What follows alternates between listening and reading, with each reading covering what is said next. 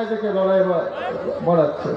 BJP বলছে সবাইকে একই রকম কাপড় পরতে হবে গোটা দেশে, হিজাব পরা চলবে না, এটা বিজেপি বলছে।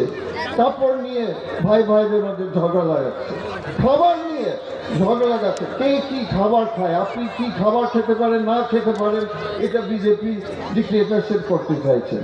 এবং ধর্ম নিয়ে আপনারা জানেন ভাই ভাইদের মধ্যে সব সময় ধর্ম নিয়ে আগুন লাগাচ্ছে।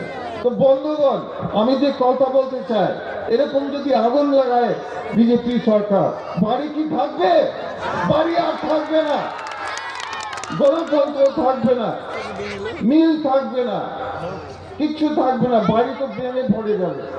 তার জন্য একটু আগে যে বক্তব্য দিয়েছেন তিনি বলেছেন যে আমাদের বাড়ি যদি না থাকে তাহলে আমাদের উন্নয়ন করা যাবে।